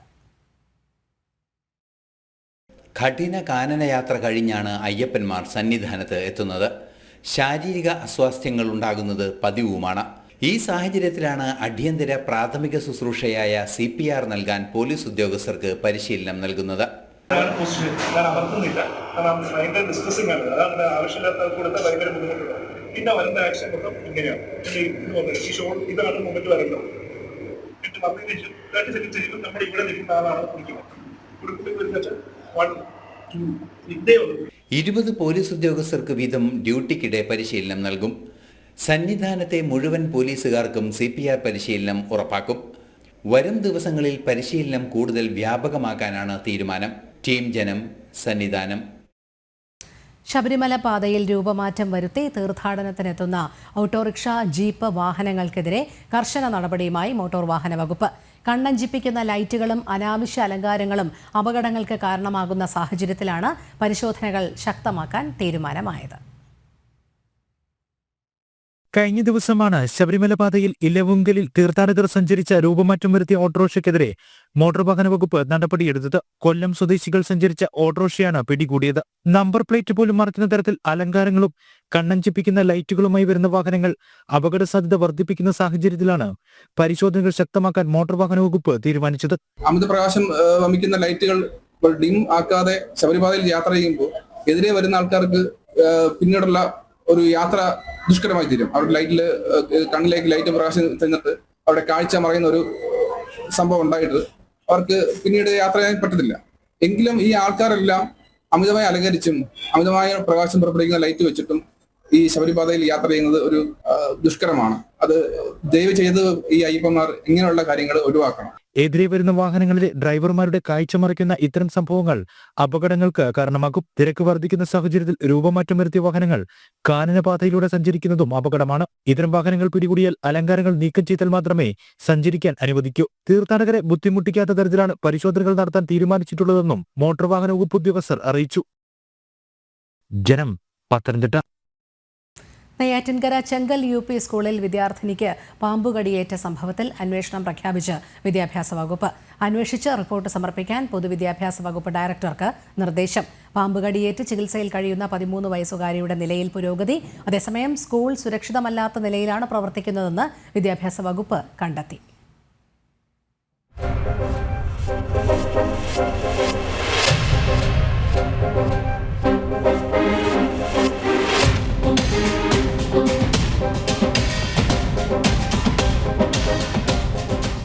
വിദ്യാഭ്യാസ മന്ത്രിയുടെ നിർദ്ദേശത്തെ തുടർന്ന് ചെങ്കൽ UP സ്കൂളിൽ വിദ്യാഭ്യാസ വകുപ്പ് പരിശോധന നടത്തി. ഡെപ്യൂട്ടി ഡയറക്ടർ ഓഫ് എഡ്യൂക്കേഷന്റെയും നെയ്യാറ്റിൻകര DEOയുടെ നേതൃത്വത്തിലായിരുന്നു പരിശോധന. സ്കൂൾ മാനേജ്മെന്റിന്റെ ഭാഗത്തു നിന്നും കടുത്ത വീഴ്ചയുള്ളതായി പരിശോധനയിൽ കണ്ടെത്തി. അതാണ് പരിശീലനം കഴിയുമ്പോൾ ഇങ്ങനെ കൂട്ടത്തിലുള്ള ഒരു കുട്ടിക്ക് പാമ്പ് കടി ഏറ്റതാണെന്നാണ് മനസ്സിലാകുന്നത്. നമ്മൾ റിപ്പോർട്ട് എടുക്കാം. പിന്നെ ഇത് ക്ലീൻ ആക്കുന്നുണ്ടെന്നാണ് പറഞ്ഞത്. സ്റ്റാർട്ട് ചെയ്തിട്ടുണ്ട്. അതിൻ്റെ ചില സൂചനകൾ കാണുന്നുണ്ട്. അവിടെ സ്റ്റാർട്ട് ചെയ്തിട്ടുണ്ട്. അതിനെന്തായാലും ക്ലീൻ ചെയ്യും. സർക്കുലർ ഉണ്ടായിരുന്നു. കർശനമായിട്ട് നമ്മൾ ആ സർക്കുലറെല്ലാം പറഞ്ഞതാണ്.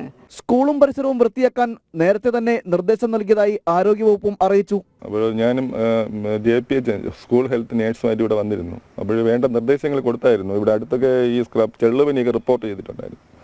അപ്പോൾ അതിൻ്റെ ഭാഗമായിട്ട് കാട് വെട്ടി തെളിക്കാനും അതുപോലെ ഇവിടുത്തെ സോഴ്സ് റിഡക്ഷൻ ചെയ്യുന്നതിനും എല്ലാം സ്കൂൾ മാനേജ്മെന്റിനെയും ഹെഡ് മാസ്റ്ററെയും എല്ലാം അറിയിച്ചിട്ടുണ്ട്. സ്കൂളും പരിസരവും കാട് പിടിച്ച നിലയിലാണ്. ക്ലാസ് റൂമുകളും ശൗചാലയങ്ങൾക്കും വേണ്ടത്ര സുരക്ഷിതത്വമില്ല. മാനേജ്മെന്റിന്റെ ഭാഗത്തു നിന്നുള്ള കടുത്ത വീഴ്ചയാണ് കുട്ടിക്ക് പാമ്പ് കടിയേൽക്കാൻ കാരണമെന്ന് പ്രഥമ ദൃഷ്ട്യാ തന്നെ വ്യക്തമാണ്. കഴിഞ്ഞ ദിവസമാണ് 12 വയസ്സുകാരി നേഹയ്ക്ക് പാമ്പ് കടിയേറ്റത്. ക്രിസ്മസ് ആഘോഷങ്ങൾക്കിടെ ക്ലാസ് മുറിയിൽ വെച്ചായിരുന്നു കടിയേറ്റത്. തിരുവനന്തപുരം മെഡിക്കൽ കോളേജിൽ പ്രവേശിച്ച നേഹയുടെ ആരോഗ്യനിലയിൽ പുരോഗതിയുണ്ട്. ജനം, തിരുവനന്തപുരം. വന്യമൃഗശല്യം രൂക്ഷമായ കോതമംഗലം കുട്ടമ്പുഴയിൽ കൃഷിനാശം നേരിട്ട കർഷകർക്ക് വർഷങ്ങളായി ധനസഹായമില്ല. 2021 കാട്ടാന ആക്രമണത്തിൽ തോട്ടം നശിച്ച കർഷകന് 28,000 രൂപ മാത്രമാണ് നൽകിയത്. തുടർന്നുള്ള വർഷങ്ങളിലും കൃഷി നശിപ്പിക്കപ്പെട്ടു. വന്യമൃഗങ്ങൾ കൃഷിയിടത്തിലേക്ക് ഇറങ്ങുന്നത് തടയാൻ പ്രതിരോധ മാർഗങ്ങൾ സ്വീകരിക്കുന്നില്ലെന്നും കർഷകർ പറയുന്നു. കുട്ടമ്പുഴ പിണവൂർക്കുടി സ്വദേശി ഗോപാലകൃഷ്ണന്റെ കൃഷിയിടത്തിൽ 2021 മുതൽ വന്യമൃഗങ്ങൾ ഇറങ്ങുന്നുണ്ട്. 2021 ജൂൺ 16 കൃഷിയിടത്തിലെത്തിയ ആനക്കൂട്ടം വിളകൾ നശിപ്പിച്ചു. കൃഷിയിടത്തിലെ കിണറ്റിൽ ഒരു കാട്ടാന വീഴുകയും ചെയ്തു. കിണർ മണ്ണിട്ട് നികത്തിയാണ് ആനയെ കരക്ക് കയറ്റിയത്. അതോടെ കൃഷി ആവശ്യങ്ങൾക്ക് വെള്ളം കണ്ടെത്താൻ മറ്റൊരു കിണർ നിർമ്മിക്കേണ്ടി വരികയായിരുന്നു. കായ്ഫലം തരുന്ന തെങ്ങുകളും റബ്ബറും ആനക്കൂട്ടം നശിപ്പിച്ചു. ലക്ഷങ്ങളുടെ നഷ്ടമുണ്ടായ കർഷകന് 28,000 രൂപ മാത്രമാണ് നഷ്ടപരിഹാരമായി ലഭിച്ചത്. മജിസ്ട്രേറ്റ് കോടതിയിൽ പരാതി നൽകി. ആ പരാതിയുടെ അടിസ്ഥാനത്തിൽ കോടതി യുടെ തീരുമാനപ്രകാരം 21,000 രൂപ നഷ്ടപരിഹാരം കിണറ് മെയിൻ്റനൻസ് പണിക്കൊക്കെ ആയിട്ട് 21,000 രൂപ കോടതിയിൽ നിന്ന് അനുവദിച്ചു. അതല്ലാതെ അതിനുശേഷം 24 വരെ എല്ലാ വർഷവും തുടർച്ചയായി ദേഹണ്ഡങ്ങൾ നശിപ്പിച്ച് ഇങ്ങനെ ആന വന്നുകൊണ്ടിരിക്കുക. അപ്പോൾ അത് ശേഷം ഒരു പൈസ പോലും സർക്കാരിൽ നിന്ന് കിട്ടിയിട്ടില്ല. 2021 ശേഷം തുടർന്നുള്ള എല്ലാ വർഷവും മൃഗങ്ങൾ കൃഷി നശിപ്പിച്ചിട്ടുണ്ട്. കൃഷിനാശം ചൂണ്ടിക്കാണിച്ച് മുഖ്യമന്ത്രിക്കടക്കം പരാതി നൽകിയിട്ടും നടപടികൾ ഉണ്ടായില്ല. കൃഷിയിടങ്ങളിലേക്ക് മൃഗങ്ങൾ ഇറങ്ങുന്നത് തടയാൻ ട്രെഞ്ചുകളും ഫെൻസിംഗും സ്ഥാപിക്കണമെന്നാണ് കർഷകർ ആവശ്യപ്പെടുന്നത്. സർക്കാർ കണ്ണടച്ചതോടെ സ്വന്തം ചിലവിൽ ഫെൻസിംഗ് സ്ഥാപിക്കുകയാണ് കർഷകർ. ജനം, കൊച്ചി. വന്യമൃഗശല്യം രൂക്ഷമായ കോതമംഗലം കുട്ടമ്പുഴയിൽ ഫെൻസിംഗും കിടങ്ങും തെരുവ് വിളക്കുകളും സ്ഥാപിക്കുമെന്ന ജില്ലാ കളക്ടറുടെ വാഗ്ദാനം പാലിക്കപ്പെട്ടില്ല. കാട്ടാന ആക്രമണത്തിൽ കാൽനട യാത്രക്കാരനായ കുട്ടമ്പുഴ ക്നാച്ചേരി സ്വദേശി എൽദോസ് മരിച്ചതിന്റെ പശ്ചാത്തലത്തിൽ നാട്ടുകാരുടെ പ്രതിഷേധം ശക്തമായതോടെയായിരുന്നു കളക്ടറുടെ വാഗ്ദാനം. മുൻപ് ഫെൻസിംഗ് സ്ഥാപിച്ചതിൽ ലക്ഷങ്ങളുടെ അഴിമതിയുണ്ടെന്നും നാട്ടുകാർ ആരോപിച്ചു. കോതമംഗലം കുട്ടമ്പുഴയിൽ വന്യജീവി ആക്രമണം ജീവനും സ്വത്തിനും ജീവനോപാധികൾക്കും കടുത്ത ഭീഷണിയായി മാറിയിരിക്കെ ഈ നാടിന് സംരക്ഷണം നൽകുന്നതിൽ കടുത്ത അനാസ്ഥയാണ് സർക്കാരിൽ നിന്നും ഉണ്ടാകുന്നത്. എൽദോസ് എന്ന യുവാവ് കുട്ടമ്പുഴ ക്നാച്ചേരിയിൽ കാട്ടാനാക്രമണത്തിൽ മരിച്ചതോടെ നാട്ടുകാരുടെ പ്രതിഷേധം ശക്തമാക്കിയിരുന്നു. ഇതേ തുടർന്ന് ജില്ലാ കളക്ടർ നൽകിയ ഉറപ്പ് പ്രദേശത്ത് തൊട്ടടുത്ത ദിവസം തന്നെ കിടങ്ങ് സ്ഥാപിക്കുന്നതിന്റെയും ഫെൻസിംഗിന്റെയും പ്രവർത്തനങ്ങൾ ആരംഭിക്കുമെന്നും തെരുവ് വിളക്കുകൾ 5 ദിവസത്തിനുള്ളിൽ പൂർണ്ണമായും തെളിയിക്കുമെന്നുമായിരുന്നു. എന്നാൽ ആദ്യ 2 ദിവസം കിടങ്ങൊരുക്കുന്ന പണികൾ ചിലയിടങ്ങളിൽ നടന്നെങ്കിലും 2 ദിവസമായി നിലച്ച അവസ്ഥയാണ്. ഇതേസമയം 4 വർഷം മുമ്പ് ഇവിടെ ലക്ഷങ്ങൾ ചിലവിട്ട് സ്ഥാപിച്ച ഫെൻസിംഗ് 1 മാസം മാത്രമാണ് പ്രവർത്തിച്ചതെന്നും പദ്ധതി നടത്തിപ്പിൽ വലിയ അഴിമതിയാണ് നടന്നതെന്നും നാട്ടുകാർ ആരോപിച്ചു. ഫെൻസിംഗിന്റെ അകത്ത് ഒത്തിരി അഴിമതി കിടക്കണ്ടെന്നാണ് പലരും പറയുന്നത്. അഴിമതി ഇല്ലെങ്കിൽ ഈ ഫെൻസിംഗ് ഇതുപോലെ പോകില്ല. വളരെ നന്നായിട്ട് ഫെൻസിംഗ് ചെയ്യാം. ഇതിപ്പോൾ 10 ലക്ഷം രൂപ വർക്ക് ഉണ്ട്. ആ 10 ലക്ഷം രൂപ വർക്ക് ഇവിടെ നടക്കുന്നില്ല. 10 ലക്ഷം രൂപ വർക്ക് എടുക്കുമെങ്കിൽ ഈ സാധനം പോകില്ല. നമ്മൾ 10 ലക്ഷം രൂപയ്ക്ക് 1 കിലോമീറ്റർ വലിച്ചാൽ 1 കിലോമീറ്റർ നന്നായി കിടക്കുവാണെങ്കിൽ ഈ ഇതുപോലെ പോകില്ല. ഇപ്പോൾ ഇത് കാണാൻ പാടില്ല. ചുമ്മാ ഇത് കണ്ടത് ഇതാണ് അവസ്ഥ. ചുമ്മാ കിടന്ന് പോവുക. ഈ സാധനം ഒരു പട്ടി വട്ടം ചാടിയാൽ തന്നെ സാധനം വളഞ്ഞു പോവുക. അപ്പോൾ ആനയുടെ അവസ്ഥ എന്നായിരിക്കും ഇത്? ഇതിപ്പോൾ ഒരു 4 കൊല്ലം കണ്ടായി സ്ഥാപിച്ചിട്ട്. അതിൻ്റെ 1 മാസമാണ് ഇത് വർക്ക് ചെയ്യുള്ളൂ. പിന്നെ ഇതുവരായിട്ട് ഇത് കണ്ട 1 ദിവസം കണ്ട് ഇതുപോലെ ആളൊക്കെ ഒച്ചപ്പുണ്ടാക്കി മെയിൻ്റനൻസ് ചെയ്തിട്ടുണ്ട്. പിന്നെ ഒരു പണിയും ചെയ്ത് കണ്ടില്ല. അന്ന് ഒരു 3 ദിവസം ചാർജ് ചെയ്ത് പിന്നെ ആയിട്ടില്ല. വനയോര മേഖലയിലെ ജനങ്ങളെ സംരക്ഷിക്കാൻ സർക്കാർ സംവിധാനം ഉണർന്നു പ്രവർത്തിക്കണമെന്നും ഇവിടെ നടപ്പാക്കിയ പദ്ധതികളിൽ അഴിമതി നടന്നിട്ടുണ്ടോ എന്ന് അന്വേഷിക്കണമെന്നും ആവശ്യം ഉയരുകയാണ്. സുധീഷ് ഗോപാൽ, ജനം, കൊച്ചി. റഷ്യയിൽ വീണ്ടും യുക്രൈൻ ആക്രമണം. കസാൻ വിമാനത്താവളത്തിലേക്ക് യുക്രൈൻ ഡ്രോൺ ആക്രമണം നടത്തി. കസാൻ വിമാനത്താവളം താൽക്കാലികമായി അടച്ചു. ഐസൺ ജോസ് ചേരുന്നു. ഐസൺ, എന്താണ് കൂടുതൽ വിവരങ്ങൾ? രോഹിണി, അല്പസമയം മുമ്പാണ് ഒരു ഡ്രോൺ കസാൻ വിമാനത്താവളത്തിന്റെ കെട്ടിടത്തിലേക്ക് ഇടിച്ച് കയറിയത്. സ്ഫോടകവസ്തുക്കൾ നിറച്ച ഡ്രോണാണ് ആക്രമണത്തിന് ഉപയോഗിച്ചത് എന്നാണ് മനസ്സിലാക്കാൻ സാധിക്കുന്നത്. അതിന്റെ ദൃശ്യങ്ങളും അത്തരം സൂചനകളാണ് നൽകുന്നതെന്നും വിദഗ്ധർ പറയുന്നുണ്ട്. നിലവിൽ യുക്രൈനുമായുള്ള പ്രശ്നങ്ങൾ പറഞ്ഞു പരിഹരിക്കുന്നതിനുള്ള നീക്കങ്ങൾക്ക് തയ്യാറാണെന്ന് റഷ്യയുടെ ഭാഗത്തു നിന്ന് നിലപാടുണ്ടായതിന് പിന്നാലെയാണ് ഈ ആക്രമണം എന്നതാണ് ഏറെ ഗൗരവമർഹിക്കുന്ന ഒരു വിഷയം. ആക്രമണം നടന്നതിന് ശേഷം കസാൻ എയർപോർട്ട് പൂർണ്ണമായും താൽക്കാലികമായി അടച്ചിട്ടിരിക്കുകയാണ്. തുടർ നടപടികൾ, സുരക്ഷാ നടപടികളെല്ലാം സ്വീകരിച്ചതിന് ശേഷം മാത്രമേ എയർപോർട്ടിന്റെ പ്രവർത്തനം പുനരാരംഭിക്കുകയുള്ളൂ എന്നും അറിയിക്കുന്നുണ്ട്. നിലവിൽ ഈ ഡ്രോൺ ആക്രമണത്തിന് ഏത് ദിശയിൽ നിന്നാണ് ഡ്രോൺ എത്തിയത് എന്ന് സംബന്ധിച്ച വിവരങ്ങളൊന്നും തന്നെ ഇതുവരെ പുറത്തുവിട്ടിട്ടില്ല. എന്ത് തന്നെയായാലും യുക്രൈന്റെ ഡ്രോണാണ് വന്നത്. അതിനകത്ത് സ്ഫോടക വസ്തുക്കൾ ഉണ്ടായിരുന്നുവെന്ന സൂചനകളും ഈ പൊട്ടിത്തെറിയിൽ നിന്നും മനസ്സിലാക്കാൻ സാധിക്കുന്നുണ്ട്. ആളപായമുണ്ടായതായോ മറ്റു വിവരങ്ങളോ ഇതുവരെ ലഭ്യമായിട്ടില്ല. എങ്കിലും അത് സംബന്ധിച്ച കൂടുതൽ വിവരങ്ങൾ ഇനിയും ലഭ്യമാക്കാനുണ്ടെന്നാണ് റഷ്യയിലെ ഔദ്യോഗിക വാർത്താ ഏജൻസികളെല്ലാം തന്നെ അറിയിക്കുന്നത്. ശരി, ഐസൺ ജോസാണ് വിവരങ്ങൾ നൽകിയത്. 375 രൂപയുടെ അടവ് മുടങ്ങിയതിന് പാലക്കാട് കുടുംബത്തെ ഫൈനാൻസ് സ്ഥാപനം ഭീഷണിപ്പെടുത്തിയ സംഭവത്തിൽ കുടുംബത്തിന് സഹായ വാഗ്ദാനവുമായി പത്തനംതിട്ട പന്തളം സ്വദേശിയായ പ്രവാസി. ജനം TV വാർത്ത ശ്രദ്ധയിൽപ്പെട്ടതോടെയാണ് സഹായ വാഗ്ദാനം ഫൈനാൻസ് സ്ഥാപനത്തിന് നൽകാനുള്ള തുക മുഴുവൻ അടയ്ക്കാമെന്ന് പ്രവാസി വ്യക്തമാക്കിയത്. മലപ്പുറം നിലമ്പൂർ ചുങ്കത്തറയിൽ ഉടുമ്പിന്റെ ഇറച്ചിയുമായി 2 പേർ വനം വിജിലൻസിന്റെ പിടിയിൽ. ചുങ്കത്തറ സ്വദേശികളായ സുനിൽ അഴകത്ത്, ജിതേഷ് എന്നിവരാണ് പിടിയിലായത്. പാകം ചെയ്യാൻ തയ്യാറാക്കിയ 2 കിലോയോളം ഉടുമ്പ് ഇറച്ചി ഇവരിൽ നിന്നും കണ്ടെത്തി.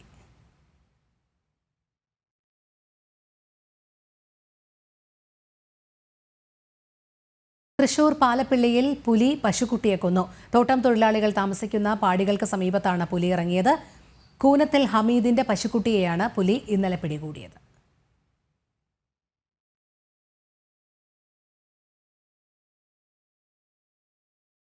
പെരുമ്പാവൂർ വാഴക്കുളം മാറമ്പിള്ളി MES കോളേജിലെ ക്രിസ്മസ് ആഘോഷങ്ങൾക്കിടെ വിദ്യാർത്ഥികൾ അതിരുവിട്ട അഭ്യാസ പ്രകടനം നടത്തിയതിൽ നടപടിക്കൊരുങ്ങി മോട്ടോർ വാഹന വകുപ്പ്. വാഹനം ഓടിച്ച വിദ്യാർത്ഥികളുടെ ലൈസൻസ് സസ്പെൻഡ് ചെയ്യും. വാഹന ഉടമകൾക്ക് നോട്ടീസ് നൽകി. കോളേജിലെ CCTV ദൃശ്യങ്ങളും മോട്ടോർ വാഹന വകുപ്പ് ആവശ്യപ്പെട്ടു.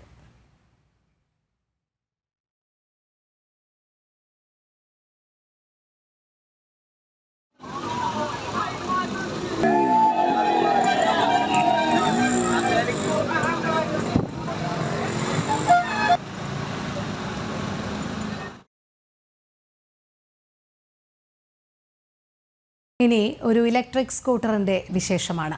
സ്കൂട്ടറുകളിലെ SUV എന്നറിയപ്പെടുന്ന റിവർ എന്ന കമ്പനിയുടെ ഇൻഡി എന്ന ഈ മോഡൽ ശ്രദ്ധേയമായത് പ്രേമലു എന്ന ചിത്രത്തിലൂടെയാണ്. ഇതിനെക്കുറിച്ച് ഇപ്പോൾ പറയാനൊരു കാരണമുണ്ട്. അത് നോക്കാം നമുക്ക് ഈ റിപ്പോർട്ടിലൂടെ.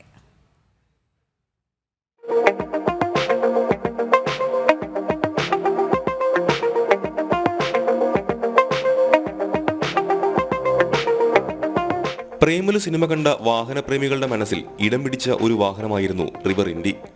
ഇതുവരെ നേരിൽ കാണാത്ത വാഹനത്തെ അന്വേഷിച്ചിറങ്ങി വാഹനപ്രേമികൾ. പക്ഷേ ഈ ഇലക്ട്രിക് സ്കൂട്ടർ കേരളത്തിൽ ലഭ്യമായിരുന്നില്ല. എന്നാൽ ഇപ്പോൾ കേരളത്തിലും റിവർ ഇൻഡി വിൽപ്പന ആരംഭിച്ചു. കൊച്ചിയിലാണ് ആദ്യ സ്റ്റോർ.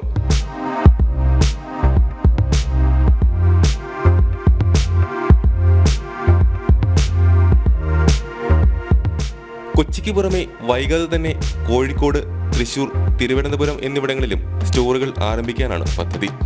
കേരളത്തിലുടനീളം റിവറിന്റെ നവീന അനുഭവം കൊണ്ടുവരുന്നതിൽ ഏറെ സന്തോഷത്തിലാണെന്നും റിവർ സഹസ്ഥാപകനും CEO-യുമായ അരവിന്ദ് മണി പറഞ്ഞു.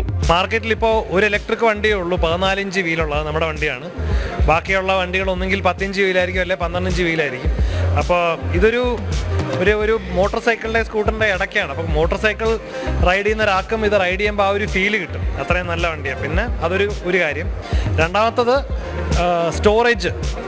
എല്ലാ സ്കൂട്ടറും, അതായത് ഇലക്ട്രിക് മാത്രമല്ല, ഏത് സ്കൂട്ടർ എടുത്താലും എല്ലാ സ്കൂട്ടറിലും ഏറ്റവും കൂടുതൽ സ്റ്റോറേജ് ഇന്ന് ഇന്ത്യയിൽ കൊടുക്കുന്ന വണ്ടി റിവർ ഇൻഡിയാണ്. 55 ലിറ്റർ സ്റ്റോറേജ് ഉണ്ട്.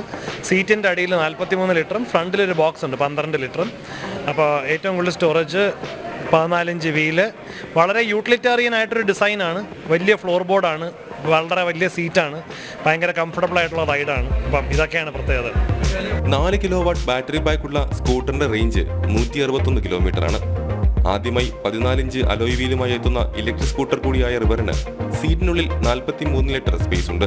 1,42,999 രൂപയാണ് ഇന്ത്യയുടെ കൊച്ചി എക്സ്ഷോറൂം വില.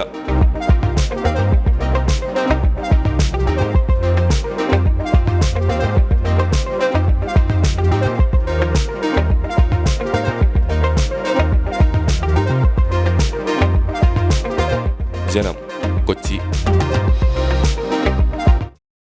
മലയാള സിനിമാ ചരിത്രത്തിൽ ഏറ്റവും അധികം വയലൻസ് ഉള്ള ചിത്രമെന്ന വിശേഷണവുമായി റിലീസ് ചെയ്ത ഉണ്ണി മുകുന്ദൻ ചിത്രം മാർക്കോയെ നെഞ്ചിലേറ്റി പ്രേക്ഷകർ. ദി മോസ്റ്റ് വയലന്റ് ഫിലിം എന്ന ടാഗ് ലൈനിൽ ഒരുങ്ങിയ സിനിമയുടെ ആദ്യ ഷോ കഴിഞ്ഞിറങ്ങിയ പ്രേക്ഷകരും മികച്ച അഭിപ്രായമാണ് പങ്കുവച്ചത്. നിങ്ങൾക്കറിയോ മാർക്കോ ആരാണ്?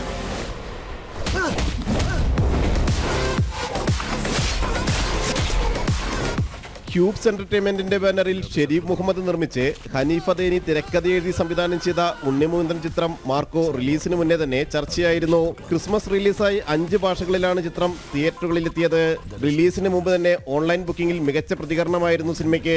ഇടപ്പള്ളി വനിതാ തിയേറ്ററിലെ ആദ്യ ഷോയ്ക്കും പ്രേക്ഷകർ ഇരച്ചെത്തി. സിനിമ കണ്ടിറങ്ങിയ പ്രേക്ഷകരും സിനിമയെ നെഞ്ചിലേറ്റുകയാണ്. മലയാളത്തിൽ ഇത്രയും വലിയൊരു വയലൻസ് മൂവി ഇതിനു മുമ്പ് കണ്ടിട്ടില്ല. മലയാളത്തിലല്ല, എനിക്കൊന്ന് ഇന്ത്യൻ മൂവിയിൽ കില്ലൊക്കെയാണ് ഇതിനു മുമ്പ് കണ്ടിട്ടുള്ളൊരു മൂവി. ഇത്രയും ഒരു റെബല് നമ്മൾ ഇതുവരെയായിട്ടും കണ്ടിട്ടില്ല. ആദ്യമായിട്ടാണ് ഇതൊരു പരീക്ഷണം വരുന്ന, എന്നാലും അടിപൊളി, ഒന്നും പറയാനില്ല. ആക്ഷൻ സ്റ്റാർ ആയിട്ടും മലയാളത്തിൽ വരാൻ സാധ്യത ഉണ്ണി മുകുന്ദനാണ്. സോ നമ്മുടെ മലയാളത്തിന് അഭിമാനിക്കാനുള്ള ഒരു ഗ്രേറ്റ് ലെവൽ വയലന്റ് ജോണറിലുള്ളൊരു മൂവി വന്നപ്പോൾ ഭയങ്കര എന്താ പറയുക, ഒരു ഫുൾ തിയേറ്റർ ഭയങ്കര ആവേശത്തിലായിരുന്നു. And also with a family story, emotions എല്ലാം ഉണ്ട് ഇതിൽ. നിർമ്മാതാവിന്റെ പ്രതിബദ്ധതയും കാഴ്ചപ്പാടുകളും സിനിമയുടെ വിജയഘടകങ്ങളാണെന്ന് ഉണ്ണിമുകുന്ദനും വ്യക്തമാക്കിയിരുന്നു. സിനിമയ്ക്കായി ഉണ്ണിമുകുന്ദൻ ഏറെ തയ്യാറെടുപ്പുകൾ നടത്തിയിട്ടുണ്ട്. KGF ഒക്കെ ഒരിക്കപ്പോൾ ഞാൻ കേൾക്കുന്നുണ്ടായിരുന്നു മലയാളത്തിൽ ഇത്തരം സിനിമകൾ വരുമോ ഇല്ലയോ എന്ന്.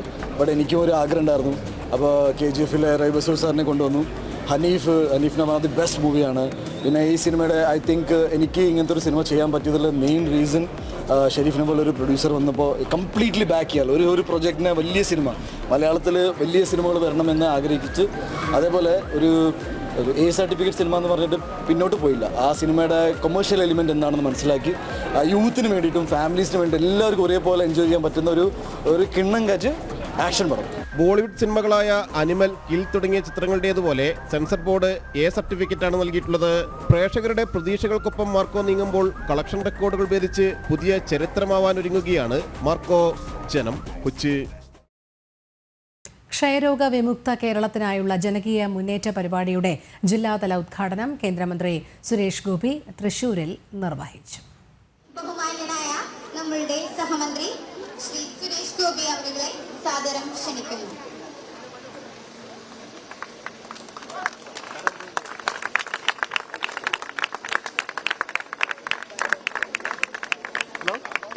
തൃശൂർ ജില്ലയിൽ ഇന്ന് ആരംഭിക്കുകയായി.